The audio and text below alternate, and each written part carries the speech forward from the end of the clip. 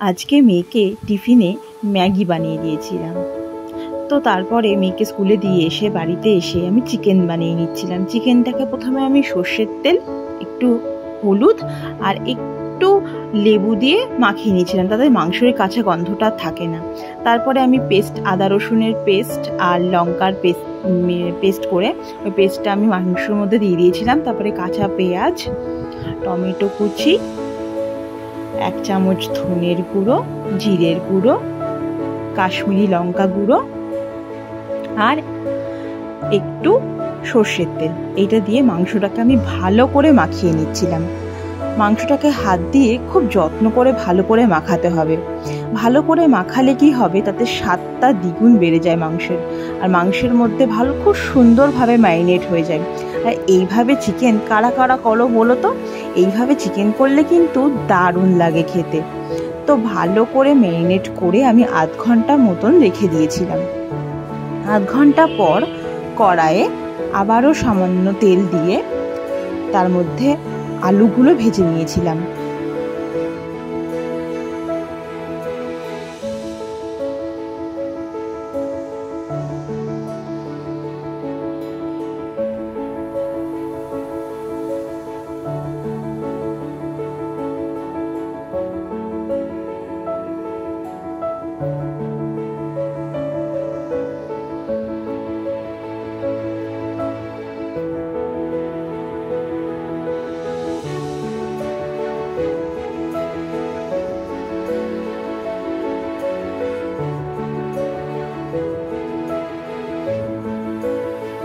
তারপর মাংসের মধ্যে গরম জল দিয়ে দিয়েছিলাম, আর ফুটে উঠলে নামানোর আগে আমি একটু ধনেপাতা কুচি দিয়ে দিয়েছিলাম। ধনেপাতা দিয়ে মাংস খেতে আমার হাজব্যান্ড ভীষণ ভালোবাসে। আর তারপর রান্না করে আমি চলে এলাম মুখে মিল্ক স্ক্রাবার মাখতে। তো ভালো করে মিল্ক স্ক্রাবার দিয়ে মুখটা পরিষ্কার করে নেওয়ার পর আমি রেডি হয়ে গেলাম এক্সারসাইজের জন্য।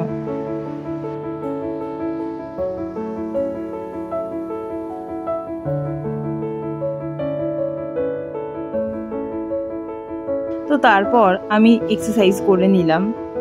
সব এক্সারসাইজগুলো তো আর একটা ভিডিওর মধ্যে দেখানো সম্ভব হয় না, ওই যেটুকুই আর কি একটু একটু তোলা হয় সেটুকুই তোমাদের সাথে শেয়ার করি।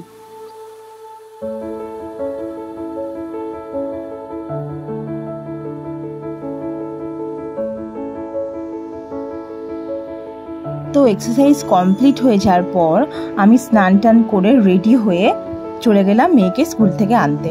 তো আজকে আমি টোটো করে গিয়েছিলাম, কারণ ওর বাবা ভীষণই ব্যস্ত ছিল। এখন সব স্টুডেন্টের এক্সাম চলছে, তো ওই জন্য সকাল বিকেল দুবেলাই পড়ানো থাকছে। তো সেই জন্যে আমি গেছিলাম আজকে মেয়েকে আনতে। তো যেতে গিয়ে দেখছিলাম শিব মন্দির একটা কিসের পুজো হচ্ছিল।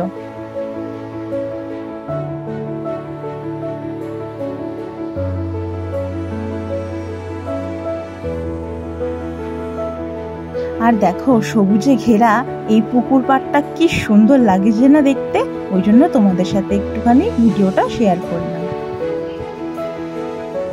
তারপরে এই তো লিডার স্কুলে আমি চলে এসেছি। তো লিডাকে নিতে যাচ্ছি আমি এখন স্কুল থেকে। কি আছে তোমার জন্য? দৌড়িও না, দাঁড়াও।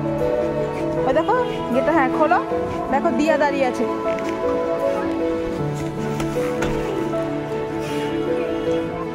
তো ওই টোটো কাকুটাকে আমি দাঁড় করিয়ে গেছিলাম লিডাকে আনতে।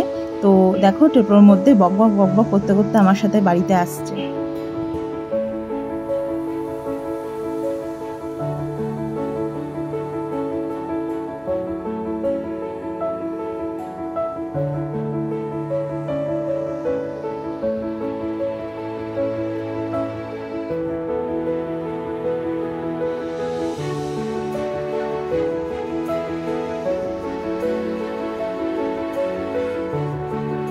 তারপর বাড়ি এসে মেয়েকে ফ্রেশ করিয়ে স্নান টান করিয়ে খাওয়াতে বসে পড়েছি। আর মেয়ের জন্য আগে থেকেই মাংসটা তুলে রেখেছি, আর লেগ পিস মানেই মেয়ের, ওটাও খাবে। আর তারপর দেখো হাজব্যান্ডকে ভাত দিয়ে দিয়েছিলাম। তো তারপরে বিকেলবেলাটা আমার আর ভিডিও তোলা হয়নি। যে সন্ধ্যাবেলা হয়েছিল, সন্ধ্যাবেলাতেই প্রথমে আমি আগে একটা তরকারি বানিয়ে নিয়েছিলাম। তো এই যে রোজ রোজ কী রান্না করবো এটাই তো ভেবে অস্থির হয়ে যায়। তো দেখলাম কিছু সবজি ছিল, পটল, আলু আর কচু। তো ভাবলাম ওটা দিয়ে একটা নিরামিষ ঝোল করে নিই।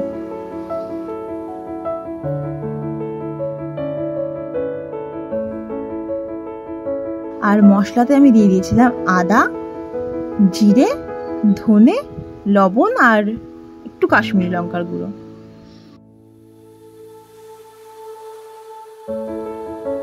মাছ মাংস তো সবার খাওয়া হয়ই, তো এই গরম গরম সবজির ঝোলটা খেতেও কিন্তু দারুণ লাগে। তো তারপরে এই তরকারিটা করেই আমি চলে গেছিলাম মেয়েকে পড়াতে।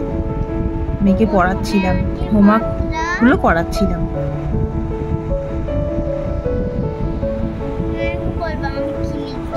আচ্ছা, লিখে নাও।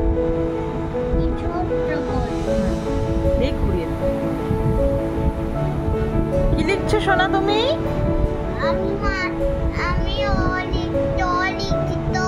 ত লিখে নাও। ত লেখো, নেক্সট লেখো।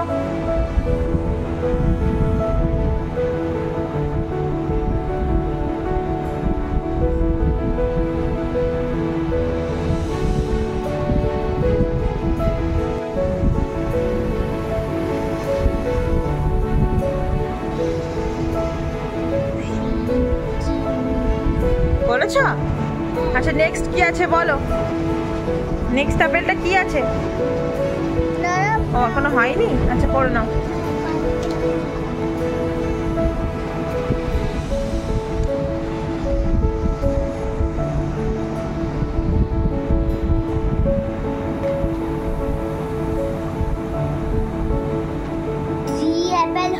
আগে এই রুটাই দেখো, এইটা হবে না? কোনটা হবে তুমি বলো তাহলে, আমাকে দেখাও তো কোনটা হবে। এটা হবে। কেন হবে? কারণ এর ভেতরে এ আছে, এ ফর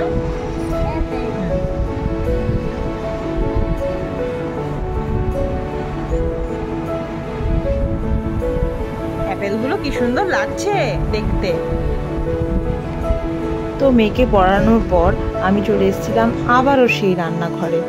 তো হাজব্যান্ডকে খেতে দেবো, তো ওই জন্য একটু পোস্ত বেটে নিচ্ছিলাম, আর এদিকে ওকে একটা অমলেট করে দিয়েছিলাম।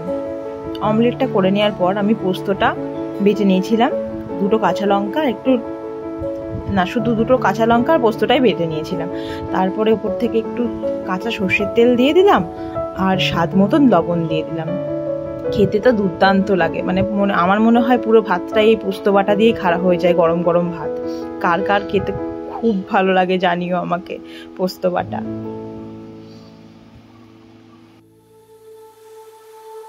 তো এই তো তারপর হাজবেন্ডকে খেতে দিয়েছিলাম।